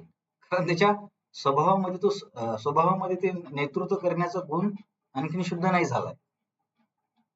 तर मग तो तुमचा नेतृत्व करण्याचा गुण आहे, त्याचा उपयोग करून घ्या आणि जनकल्याणासाठी त्याचा उपयोग करा आणि हळूहळू प्रगती करा. याला काही बंधन नाहीये. परंतु मनामध्ये इच्छा आहे नेतृत्व करण्याची आणि तुम्ही संन्यास घेताय, आणखीन मन त्या इच्छेपासून शुद्ध नाही झालं, मग तुम्ही संन्यास आश्रमामध्ये लीडर व्हायला लागाल, तिथं लोकांना शिकवायला लागाल की सबने मेरा ही सुनना चाहिए, ऐसा ही करना चाहिए. तर हे चुकीचं आहे. त्याच्यामुळेही भगवंत म्हणतात की असा व्यक्ती मूर्ख आहे आणि तो स्वतःला पण फसवतोय. तर बाहेरून इंद्रिय नियंत्रित पण आतून इच्छा खूप कठीण परिस्थिती आहे. आता तुम्ही बघू शकता ना की समजा आपल्या समोर एखादे खाद्यपदार्थ ठेवलेत आणि खूप तीव्र इच्छा होते खाण्याची, परंतु लोक काय म्हणतील म्हणून तो पदार्थ आपण खात नाहीये, तर त्याच्या व्यक्तीचं जीवन किती कठीण असणार. त्याच्या व्यतिरिक्त एक प्रामाणिक गृहस्थ काय करणार की आपली जे प्रामाणिक कमाई केली त्याच्यातून तो पदार्थ घरी आणून त्याचं तो आस्वादन घेईल. त्याच्यामध्ये त्याला एक तर त्याच्या इंद्रियाची इच्छा पण पूर्ण होते आणि त्याची प्रगती पण होते. याच्या विरुद्ध या व्यक्तीने काय केलं की डायरेक्ट संन्यास घेतलाय. आता ती इच्छा पण येते आणि पूर्ण पण करता येत नाही. तर इकडे आड तिकडे विहीर म्हणतो ना आपण, तर अशी या व्यक्तीची परिस्थिती होऊ शकते. तर कर्मसन्यास घेण्यापेक्षा भक्ती करावी. आता हे परत भक्तीची वेगळी चर्चा आहे की भक्तीमध्ये जरी तुम्ही वर्णाश्रमाचे कार्य नाही केले तरी काही हरकत नाही, कारण भक्ती सुद्धा शुद्धीकरण करते. जसं आपण म्हटलं ना, त्यक्त्वा सुधर्मम चरणांबुजम हरेर किंवा सर्व धर्मान परित्यज्य, हे जे श्लोक आहेत ते भक्तीच्या संदर्भात आहेत. याची आपण आधी पण चर्चा केली होती की वैदिक ग्रंथांमध्ये खूप मार्ग सांगितलेत, पण वेगवेगळ्या व्यक्तीच्या गुणानुसार आणि पात्रतेनुसार वेगवेगळे मार्ग आहेत. त्याच्यामुळे कुठलाही एक श्लोक घेऊन या ग्रंथांचा निष्कर्ष हा श्लोक आहे असं म्हणणं थोडंसं चुकीचं किंवा कठीण होऊ शकतं. कारण तो श्लोक कोणत्या व्यक्तीसाठी बोललाय ते महत्वाचं आहे. जसे की काही लोक म्हणतात, खास करून मुस्लिम समाजाचे लोक म्हणतात की अरे तुमच्या वेदांमध्ये पण सांगितले की मांस भक्षण केलं पाहिजे, आणि एक कुठला तरी श्लोक सांगणार मांस वगैरे असं काहीतरी, आणि त्या श्लोकावरती मग म्हणणार की तुमच्या ग्रंथात सांगितले. परंतु त्यांना हे माहिती नाहीये की हा श्लोक कोणत्या संदर्भामध्ये बोललाय, कुठल्या व्यक्तीला बोललाय, कोणत्या व्यक्तींसाठी आहे, सर्वांसाठी आहे की नाही. एक वाक्य आपण सर्वांसाठी लागू नाही करू शकत. जसं की समजा जे ट्रॅफिकचे लाईट असतात लाल, हिरवे आणि पिवळे, तर जे लोक रस्त्यांवरती प्रवास करतात कारमध्ये किंवा बाईक वरती, त्यांच्यासाठी हे ट्रॅफिकचे नियम काम करतात. पण समजा एखादं विमान असेल आणि विमान आकाशातून उडतंय आणि ते विमान त्या सिग्नलच्या वरतून गेलं आणि खालून व्यक्ती बोलला की अरे हा विमानवाला हा सिग्नल पाळत नाही, इथे रेड लाईट आहे, आम्ही सगळे थांबलो, हे विमान समोर कसं काय गेलं. तर त्याचं एकदम म्हणजे हसण्यासारखं आपल्याला वाटेल की ती चुकीच आहे, कारण विमानातल्या व्यक्तीसाठी ते नियम नाही आहेत, जे रस्त्यावर प्रवास करतात त्यांच्यासाठी ते नियम आहेत. त्याच्यामुळे वेदांमध्ये जिथं मांसाहारासाठी सांगितलंय तर ते कोणत्या लोकांसाठी सांगितले ते बघितलं पाहिजे. कदाचित ते लोक रस्त्यावरून प्रवास करणारे असतील आणि वैष्णव समजा विमानातून प्रवास करणार असेल, तर त्याच्यासाठी तो नियम नाही आहे. तर एक नियम सगळ्या लोकांना लावणं, जनरलाइज करणं हे चुकीचं आहे. 7व्या श्लोकामध्ये त्याच सिद्धांताला आणखीन समोर घेऊन जातात. बघा, पहिल्या 2 श्लोकामध्ये अर्जुनने आपली समस्या मांडली की मला समजत नाही तुम्हाला काय सांगायचंय. तिसऱ्या श्लोकात भगवंतांनी सांगितले की अर्जुन 2 मार्ग आहेत, निष्काम कर्मयोग आणि ज्ञानयोग, पण हे अधिकारावर ठरतात. आणि 4थ्या श्लोकात भगवंत सांगतात की केवळ कर्म सोडून देणे आणि संन्यास घेणे याने कोणाला यश मिळत नाही. आणि 5व्यात सांगतात की कार्य न करता राहणं हे अनैसर्गिक आहे, कारण क्रियाशील असणं हे आत्म्याचा स्वभावतः गुण आहे. आणि मग 6व्या श्लोकामध्ये अशा पद्धतीने संन्यास घेणाऱ्या व्यक्तीवर भगवंत परत टीका करतात की हा मिथ्याचारी व्यक्ती आहे, ढोंगी आहे. आणि याच्या विरुद्ध 7व्या श्लोकामध्ये भगवंत प्रामाणिक गृहस्थ व्यक्तीची प्रशंसा करतायत. प्रामाणिक गृहस्थ व्यक्ती जो वर्णाश्रमानुसार आपलं पालन करतो, म्हणजे आपण तर भक्तीमध्ये आहोत त्याच्यामुळे आपल्याला काही याच्यामध्ये स्वतःला ठेवण्याची गरज नाही, परंतु समजा जे लोक वर्णाश्रमानुसार असतील तर भगवंत काय म्हणतात, यस्तु इंद्रियाणी मनसा नियम्य रभते अर्जुना कर्मेंद्रिय कर्मयोगम असक्त स विशिष्यते. बघा, 7व्याच्या भाषांतरामध्येच प्रभुपादांनी लिहिले या उलट म्हणजे मागच्या श्लोकाच्या उलट. तर मागचा श्लोक संन्यासाचा होता, त्याच्या उलट गृहस्थ व्यक्ती. जर एखादी प्रामाणिक व्यक्ती मनाद्वारे इंद्रियांना संयमित करण्याचा प्रयत्न करीत असेल की ठीक आहे, आता माझ्या ह्या लीडर होण्याच्या इच्छा आहेत, पण हळूहळू तो त्या इच्छेंना वर्णाश्रमानुसार उपयोगात करून त्याच्यापासून शुद्ध होण्याचा पण प्रयत्न करतोय, लगेच होणार नाही, आणि आसक्ती न ठेवता कर्मयोगाचा प्रारंभ करत असेल, इथे कर्मयोग म्हणजे निष्काम कर्मयोग, की आसक्ती न ठेवता की हे की माझे वर्णाश्रमाचं काम आहे त्याच्यामुळे मी केलं पाहिजे, या भावनेने समजा असा व्यक्ती करतोय आणि तो संन्यास घेत नाही, तर सविशिष्यते म्हणतात भगवान. सविशिष्य म्हणजे तर ही व्यक्ती अधिक श्रेष्ठ आहे. विशेष म्हणतो आपण विशेष प्रावीण्य प्राप्त वगैरे असे शब्द असतात की 6व्या श्लोकामध्ये संन्यासी आणि 7व्या श्लोकामध्ये गृहस्थ. तर 6व्या श्लोकातल्या संन्यासापेक्षा 7व्या श्लोकातल्या गृहस्थ हा अधिक श्रेष्ठ आहे असे कृष्ण सांगते. कारण की हा व्यक्ती इंद्रिय नियमन करण्याचा प्रयत्न करतोय हळूहळू आणि फळाची इच्छा न ठेवता निष्काम कर्म करतो. याच्याद्वारे त्याचं हळूहळू शुद्धीकरण होईल, वेळ लागेल. पण जो आधीचा जो व्यक्ती होता ज्याने डायरेक्ट संन्यास घेतला त्याचं शुद्धीकरणही होणार नाही आणि नुकसान पण होईल. आणि या दोन्ही कॅटेगरीच्या पासून वेगळी कॅटेगरी आहे भक्तीची. भक्ती या नियमामध्ये येत नाही. भक्तीमध्ये व्यक्ती डायरेक्ट भक्ती करू शकतो, त्याला विहित कर्म करण्याची काही गरज नाही. त्याच्यासाठी आपण सर्व धर्मांपरित्यज्य या श्लोकाचा संदर्भ घेतला. फळाची इच्छा न करता मनाने इंद्रिय नियंत्रित करून निष्काम कर्म करणारा अपरिपक्व व्यक्ती सुद्धा ज्ञानयोगी पेक्षा श्रेष्ठ आहे. म्हणजे अपात्र ज्ञानयोगीपेक्षा. स्वैर आणि अविचारी आणि ढोंगी जीवनापेक्षा विहित कार्य करणे अधिक योग्य. की हे जे संन्यासाचा ढोंग करण्यापेक्षा. प्रभुपाद त्याला थोडं भक्तिमय तात्पर्य देतात. प्रभुपाद सांगतात की गृहस्थ आश्रमातही भगवत प्राप्ती शक्य आहे, त्याच्यामुळे संन्यास घेण्याची गरज नाही. तर दोन्ही गोष्टीत बरोबर आहे की भक्तीमध्ये पण व्यक्ती गृहस्थ आश्रमातून भगवंतांची प्राप्ती करू शकतो आणि निष्काम कर्मयोगामध्ये पण तो मोक्ष मिळवू शकतो. तर याच्यासाठी खूप प्रसिद्ध उदाहरण अमरीश महाराजांचं दिलं जातं की अमरीश महाराज हे राजा होते, परंतु त्यांचं पूर्ण लक्ष भक्तीमध्ये होतं आणि राजा असल्यामुळे त्यांना पत्नी पण होते आणि मुलं पण होते आणि सगळं ऐशोआराम संपत्ती सगळं काही होतं. आणि याच्या विरुद्ध दुर्वास मुनी संन्यासी होते आणि त्यांना कित्येक हजारो असे शिष्य होते. परंतु अमरीश महाराजांनी एकदा अमरीश महाराजांकडे दुर्वास मुनी येतात त्यांच्या राज्यात आणि तो द्वादशीचा दिवस असतो आणि द्वादशीला आपल्याला माहिती की उपवास सोडण्याची वेळ असते. तर अमरीश महाराज दुर्वास मुनींना म्हणतात की ठीक आहे, म्हणजे तुम्ही आमच्या राज्यात आला, आमचं भाग्य आहे, तर मी तुमच्या उपवास सोडण्याची व्यवस्था करतो, तर तुम्ही या. तर हे दुर्वास मुनी जातात आंघोळीला आपल्या शिष्यांसोबत आणि तिथे खूप टाइमपास करतात. टाइमपास म्हणजे खूप जास्त वेळ लावतात आंघोळीला आणि खूप वेळ लावल्यामुळे इकडे काय होतं की आता ही उपवास सोडण्याची वेळ संपून जाते आणि असं म्हटलं जातं की एकादशीला विशिष्ट वेळी सोडलं पाहिजे. तेव्हा अमरीश महाराज प्रश्नात पडतात की आता काय करू. जर उपवास सोडला तर आपल्या पाहुण्याचा अनादर केल्यासारखा होईल आणि उपवास नाही सोडला तर हे माझं एकादशीचं व्रत व्यर्थ होईल. कारण अमरीश महाराजांनी एकादशीचं व्रत प्रजेसाठी केलं होतं आणि आपल्यासारखी एकादशी नाही अमरीश महाराजांची की आपण 2-3 वेळेस फराळ वगैरे करून सगळं करून एकादशी अशी नव्हती. तर अमरीश महाराजांची एकादशी म्हणजे 2 दिवसाचा उपवास आणि हे व्रत ते एका वर्षापासून करत होते. म्हणजे खूप कठीण एकादशी होती त्यांची. तर अमरीश महाराज विचार करत होते काय करू मी आता. तर त्यांनी राज्यातल्या ब्राह्मणांना विचारलं की अशा परिस्थितीत मी काय केलं पाहिजे. तर त्या ब्राह्मणांना निश्चित उत्तर नाही देता आलं. तेव्हा अमरीश महाराजांना स्वतः शास्त्रांचं खूप ज्ञान होतं. तर हे गृहस्थ असून सुद्धा हे लोक राजर्षी होते, तर यांना शास्त्र पण माहिती असायचं. राजा आणि ऋषी, राजर्षी.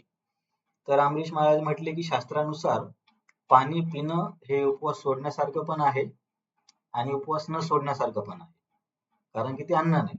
त्याच्यामुळे मी पाणी पितो, ज्यामुळे की माझं हे व्रत व्यर्थ नाही होणार. मग अमरीश महाराज पाणी पितात. तर अमरीश महाराजांनी पाणी पिल्यावरती दुर्वास मुनींना आपल्या योग शक्तीच्या साह्याने तिथं नदीवर समजतं की अमरीश महाराजांनी माझ्या आधीच उपवास सोडला पाणी पिऊन.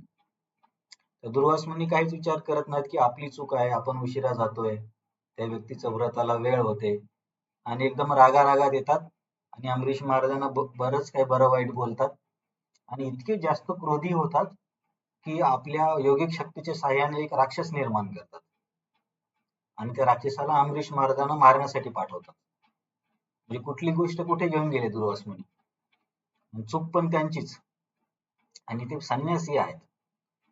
तर आणि अमरीश महाराज चूक नाही, एक प्रामाणिक गृहस्थ आहेत. तर जेव्हा तो राक्षस अमरीश महाराजांना मारण्यासाठी येतो तेव्हा भगवंतांचं सुदर्शन चक्र त्या राक्षसाला मारून टाकतं आणि ते चक्र मग दुर्वास मुनीच्या मागे पाठलाग करायला. आता दुर्वास मुनींची खूप फजिती होते. दुर्वास मुनी आधी ब्रह्माजीकडे जातात की मला वाचवा, सुदर्शन चक्र माझ्या मागे लागलंय. तर ब्रह्माजी म्हटले सुदर्शन चक्रावर माझा पण काही अधिकार नाही, मी तुला वाचू नाही शकत, शिवजीची शरण घे. महादेवाकडे जातात. तर महादेव म्हणतात की अरे तू भक्तांचा अपराध केलाय, मी पण तुला वाचू शकत नाही, हे शस्त्र ज्याचं आहे तू त्याची शरण घे. तर शस्त्र आहे भगवंत विष्णूंचं. तर मग शेवटी दुर्वास मुनी भगवंत विष्णूंकडे जातात आणि गयावया पडायला लागतात की मला या शस्त्रापासून वाचवा. तेव्हा भगवंत विष्णू सांगतात की अहम भक्त पराधीनो ही अस्वतंत्र इव द्विजा साधुवीर ग्रस्त हृदयो भक्तेर भक्त जनप्रिया, की मी अस्वतंत्र आहे, मी माझ्या भक्तांना देऊन टाकले स्वतःला, त्याच्यामुळे मी काही निर्णय घेत नाही, जे माझे भक्त म्हणतात मी ते करतो. त्याच्यामुळे आणि तिथे दुर्वास मुनीला भगवंत खूप झापतात की तू कसा अपराध केलास, वैष्णवाला तू असा त्रास दिला वगैरे वगैरे. आणि म्हणतात की तुझी वाचण्याचा एकच मार्ग आहे की तू ज्या वैष्णवाचा अपराध केला त्याच्या चरणावरती जा आणि माफी माग. तर दुर्वास मुनी तिथून येतात आणि अमरीश महाराजांच्या चरणावरती पडायला येतात. मग असा प्रश्न येईल की अरे सुदर्शन चक्रामध्ये इतकी गती आहे, तर दुर्वास मुनी इथून तिथून इतकं फिरेपर्यंत सुदर्शन चक्राला त्यांना मारता नाही का आलं, इतका वेळ का लावला सुदर्शन चक्राने, इतकं गतिशील अस्त्र असून सुद्धा. असं कधी होत नाही की समजा एखाद्या व्यक्तीच्या मागे आपण मिसाईल सोडली तर तो व्यक्ती पाकिस्तानमध्ये गेला तर मिसाईल थोडीशी वाट बघेल, नंतर रशियाकडे गेला तर थोडीशी वाट बघेल, असं तर होत नाही. मग हे सुदर्शन चक्राने असं का केलं? तर विश्वनाथ चक्रवर्ती ठाकूर सांगतात की सुदर्शन चक्राने तर त्या क्षणी दुर्वास मुनीला मारला असता, परंतु अमरीश महाराजांचं चरित्र एवढं महान की तिथे उभं राहून ते प्रार्थना करत होते की मी जर माझ्या आयुष्यामध्ये काहीच चांगलं कार्य केलं असेल तर तुम्ही दुर्वास मुनींना काही करू नका, अशी प्रार्थना करतात सुदर्शन चक्राला. मग याच्यामुळे दुर्वास मुनी वाचतात आणि जेव्हा अमरीश महाराजांचे पाय पडेल तर तेव्हा अमरीश महाराज म्हणतात नाही नाही, तुम्ही माझ्या पाया पडू नका, माझी चूक झाली, तुमच्या आधी मी उपवास सोडला वगैरे वगैरे. आणि मग दुर्वास मुनींचा पण तिथे प्रसाद वगैरे होतो आणि दुर्वास मुनी तिथून गात गात जातात की आता मी सर्वत्र वैष्णवांचे गुण सर्वांना सांगणार की वैष्णव किती महान असतात. तर हा प्रसंग दाखवतो की बाहेरकरी दृष्टीने अमरीश महाराज गृहस्थ आहेत, पत्नी आहेत, कदाचित क्षत्रिय असल्यामुळे एकापेक्षा अधिक पत्नी पण असू शकतील, मुलं आहे, साम्राज्य आहे, ऐशोआराम आहे, महागडे कपडे आहेत, संपत्ती आहे, नाव आहे, सर्व काही आहे. आणि दुर्वास मुनी संन्यासी असल्यामुळे पत्नी नाहीये, मुलं नाहीये, संपत्ती नाहीयेत, वैरागी आहेत, पण असं असून सुद्धा भगवंतांच्या नजरेमध्ये अमरीश महाराज अधिक श्रेष्ठ आहेत. तर हा मुद्दा आपण हे गृहस्थ आश्रमातही भगवत प्राप्ती शक्य आहे आणि संन्यास घेण्याची गरज नाही याच्यातून शिकू शकतो. तर भागवतम असे बरेच सिद्धांत सांगतं, आपण सप्त्यामध्ये जर कदाचित असे विषय आले तर चर्चा करू की इतर ठिकाणी काय सांगितले जाते की संन्यासी श्रेष्ठ आहे, परंतु भागवतम सांगते की असं नाही, पात्रतेनुसार कोण श्रेष्ठ आहे. इतर ठिकाणी सांगितलं जातं की तुम्ही कर्मकांड करा, हे करा ते करा, भागवतम म्हणतं नाही, सर्व सोडून द्या, भक्ती करा. असे बरेच गोष्ट आहे की भागवतम एकदम क्रांतिकारी विचार आहेत भागवतमचे, त्याच्यामुळे भागवतमला सगळ्या पुराणांचा राजा मानलं जातं. तर हे झालं. त्याच्यानंतर श्लोक नंबर 8 मध्ये भगवंत सांगतात की नियतम कुरु कर्मत्वम कर्म ज्यायो हि अकर्मण शरीर यात्रा ते न प्रसिद्धेद अकर्मण, की अर्जुन त्याच्यामुळे तू काय कर, नियतम कुरु कर्मत्वम, तुझे जे काही नियत कार्य आहे क्षत्रियाचं युद्ध करण्याचं तू कर. म्हणजे इथे कृष्णाला काय सांगायचंय, मी 2 मार्ग सांगितलेत, निष्काम कर्मयोग आणि ज्ञानयोग, परंतु तू निष्काम कर्मयोग कर, नियतम कुरु कर्मत्वम, तू निष्काम कर्मयोग करा अर्जुन, कर्म ज्यायो हि अकर्मण शरीर यात्रा ते न प्रसिद्धेद अकर्मण, शरीरासाठी पण इव्हन शरीरासाठी पण व्यक्तीला काही ना काही कार्य तर करावंच लागतं. त्याच्यामुळे तुझे नियत कर्म कर, कारण नियत कर्म करणे हे कर्म न करण्यापेक्षा श्रेष्ठ आहे. कर्म केल्या वाचून मनुष्य आपल्या शरीराचाही निर्वाह करू शकत नाही. जसे कृष्णाने 2 मार्ग सांगितले, परंतु हे सगळे चर्चा झाल्यावरती निष्कर्ष कृष्णाने काय काढला की अर्जुन तुझ्यासाठी निष्काम कर्मयोग चांगला आहे, संन्यास योग या स्टेजला म्हणजे चर्चेमधल्या या स्टेजला तुझ्यासाठी संन्यास योग योग्य नाही आहे. तर कर्म हे करावंच लागते कमीत कमी शरीर संवर्धनासाठी काही ना काही तर कार्य करावंच लागेल. तर अकर्मापेक्षा निष्काम कर्म कधीही श्रेयस्कर. कारण की पात्रता नसताना अकर्म करणे म्हणजे कार्यत्याग करणे हे सुद्धा पापकर्म आहे. तर अर्जुन ढोंगी ध्यानी बनण्यापेक्षा प्रामाणिक क्षत्रिय गृहस्थ हो. आणि उदरभरणासाठी कर्म संन्यास अमान्य. समजा काही काही लोक म्हणतील की ठीक आहे संन्यासी होऊन लोकांना जेवण मागायचं, परंतु हे शास्त्र याची परवानगी देत नाही. त्यासाठी तुम्ही पात्र व्हावं लागतं. पात्रता नसताना जर हे घेतलं तरी याला नॉट अलाउड असं आहे. विहित कर्म पालन करून हृदयशुद्ध झाल्यावरच कर्मसन्यास मान्य आणि शक्य पण होतो. सर्वांना शरीर संवर्धन करावेच लागते. ज्ञानी भिक्षा मागून उदरनिर्वाह करतो, पण अर्जुन तू सध्या ते नाही करू शकत. तेव्हा विहित कर्म करून स्वतःचे संगोपन कर. आता पुढच्या श्लोकामध्ये चर्चा इथपर्यंत काय झाली? पहिल्या 2 श्लोकात अर्जुनाने आपला संभ्रम सांगितला आणि श्लोक नंबर 3 ते श्लोक नंबर 8 मध्ये कृष्णाने आपलं उत्तर दिलं की अर्जुन 2 मार्ग आहेत, निष्काम कर्म एक आणि एक संन्यास योग. पात्रता नसताना संन्यास घेण्यामुळे काय काय चुका होतात ते भगवंतांनी सांगितलं आणि प्रामाणिकपणे निष्काम कर्मयोग केल्याने काय फायदा होतो ते पण सांगितलं. आणि 8 मध्ये सांगितलं की तुझ्यासाठी निष्काम कर्मयोग चांगला आहे अर्जुन. नियतम कुरु कर्मत्वम, तुझं नियत कर्म तू कर. आता ही चर्चा इथपर्यंत आली. तर समजा मग अर्जुन असं म्हणले की परंतु कृष्णा मी असं शास्त्रामध्ये ऐकलंय की कर्म केल्यामुळे बंधन होतं. की एक महाभारतामध्ये एक श्लोक आहे, श्लोक नंबर 9च्या याच्यामध्ये आचार्याने दिलाय. काय ते वाक्य आहे, कर्मणा बध्यते जंतू असं एक काहीतरी वाक्य आहे. एक मिनिट मी बघून तुम्हाला. कर्मणा बध्यते जंतू, हा, कर्मणा बध्यते जंतू, महाभारतामधला हा एक श्लोक आहे की कर्मणामुळे जंतू म्हणजे जीव बद्ध होतो आणि तुम्ही तर म्हणताय की कर्म कर, मग मला बंधन नाही का होणार? तर कृष्ण ते 9व्या श्लोकामध्ये सांगतील की कशा पद्धतीने कर्म केल्यावरती बंधन नाही होत. तर आता बरेच आपण सिद्धांत शिकलो, त्याच्यामुळे ही समोरची चर्चा आपण सोमवारी बघूया. तर या चर्चेमध्ये कोणाला काही प्रश्न आतापर्यंत?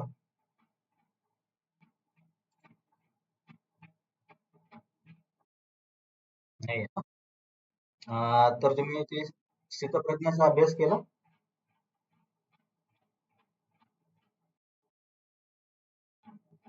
बाकीच्यांनी सावंत सर केला की नाही?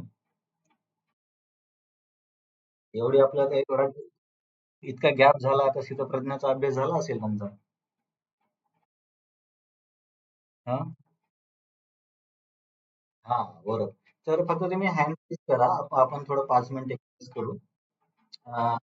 ज्यांना आन्सर माहिती त्यांनी फक्त हँड रेस करा. तर स्थितप्रज्ञ कोणाला म्हणायचं? ज्यांना माहिती त्यांनी हँड रेस करू शकता.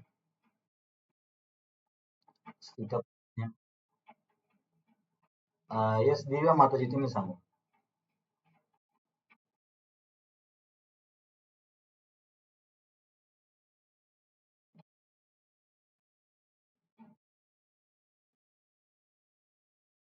हा, बरोबर. तर स्थितप्रज्ञ म्हणजे शब्दाचा अर्थ घेतला तर स्थित म्हणजे स्थिर, प्रज्ञा म्हणजे बुद्धी. स्थिर बुद्धी, स्थिर बुद्धी म्हणजे भौतिक इच्छा आकांक्षाने चलित न होणारी बुद्धी. तर दुसरा प्रश्न असा आहे की अर्जुनाने काय काय प्रश्न विचारले स्थितप्रज्ञाबद्दल?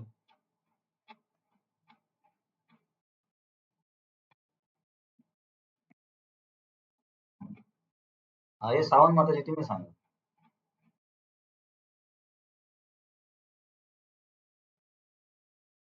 येस माताजी.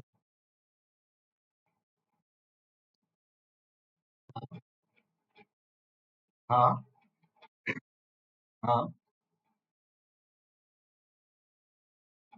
हा, किम भाषा, का भाषा किम किम प्रभाषेत. हा, बरोबर. अरे वा, छान, तुम्ही संस्कृत शब्द लक्षात ठेवले. तर का भाषा म्हणजे कोण सांगेल, का भाषेचा अर्थ काय?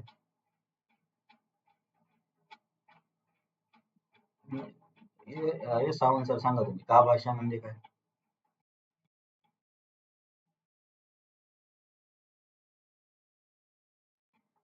हा, तुम्ही ठीक आहे पूर्ण उत्तर दिलं, पण का भाषा या शब्दाचा अर्थ काय? का भाषा?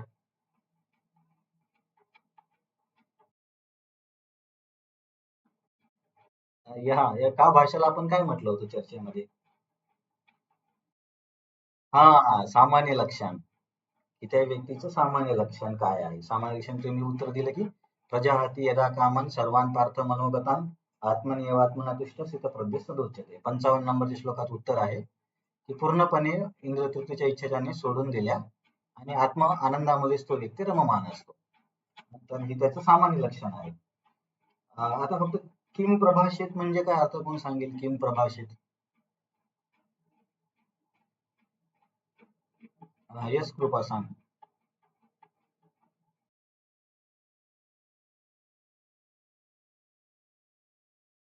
हा, अगदी बरोबर. तर याचं उत्तर कोणाला माहिती आहे? किम प्रभाषेत.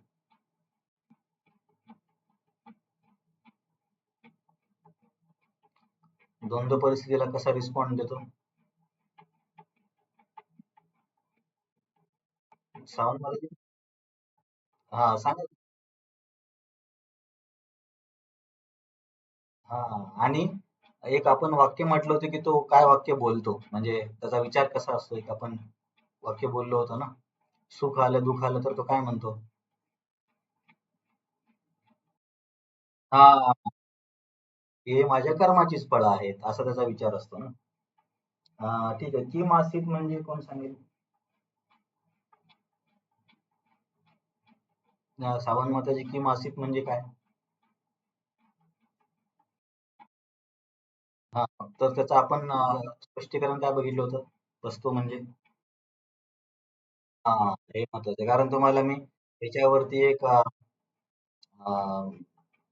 एक्झामचं उदाहरण दिलं होतं की इस्कॉनमध्ये परीक्षेत कसं एका भक्ताने कॉमेडी केली. कसा बसतो तर त्याने उत्तर लिहिलं की तो पाठीचा कणा सरळ ठेवून बसतो. तर ते नाहीये. तर लक्षात ठेवावं लागेल की कसा बसते म्हणजे इंद्रिय निग्रह कसा करतो. तुम्ही याचं उत्तर कोणाला सांगता येईल? हा, अगदी बरोबर. कासवाचं उदाहरण जर लक्षात ठेवलं आपण तर आपल्याला हे लक्षात ठेवायला सोपं जाईल. आणि शेवट आहे किम व्रजेत. किम व्रजेतला कोण कोण सांगेल किम व्रजेत म्हणजे काय? आता आधीचे हात रेज आहेत की नवीन आहेत काय माहिती? हा, दिव्या माताजी सांगा किम व्रजेत म्हणजे काय?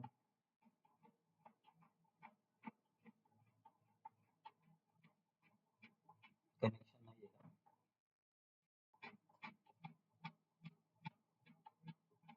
हे सावंत सर किम व्रजेत म्हणजे हा, कसा चालतो अर्थ काय? हा, अगदी बरोबर. हा, तर हा, तर या हा एकदम छान, तुम्ही एकदम डीप अभ्यास केला सावंत सर. तर ठीक आहे.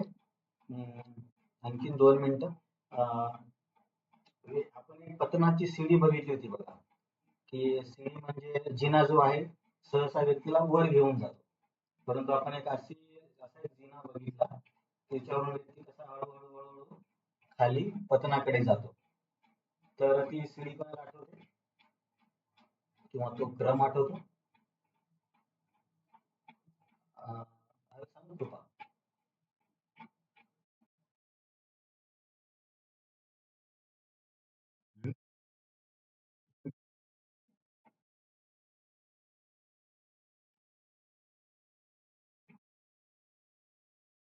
हा, ते व्यक्तीचा कसा कसा हळूहळू पतन होते याची आपण चर्चा केली होती. की एखाद्या वस्तूबद्दल खूप विचार केला की हा मोबाईल पाहिजे, हा मोबाईल पाहिजे, त्याला कशी आसक्ती निर्माण होते. नाही भेटलं तर कसा क्रोध येतो आणि मग कसा हळूहळू हळू त्या व्यक्तीचा आध्यात्मिक गोष्टीकडून दुर्लक्ष होतो, कसा फसत जातो. अं, हा जो श्लोक आहे, या निशा सर्वभूताना 69 नंबरचा, याचा अर्थ मला सांगता येईल? आपण कसं समजून घेतला होता की सगळ्यांसाठी जी रात्र असते, म्हणजे सामान्य लोकांसाठी जी रात्र असते ती आत्मसाक्षात्कारामध्ये प्रगती करणाऱ्या व्यक्तीसाठी दिवस असतो किंवा जागे होण्याची वेळ असते. तर याला आपण कसं समजलो होतो?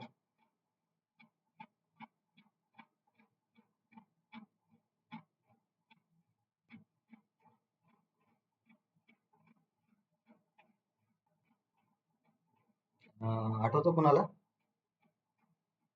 आहे सावंत माताजी.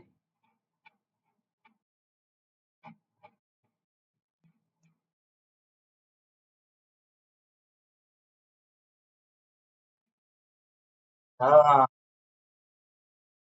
अग- अगदी बरोबर. त्यांचा त्यांचा व्यवहार एकदम उलटा असतो. आणि हे आपण बघितलं होतं की शब्दशः अर्थ आहे.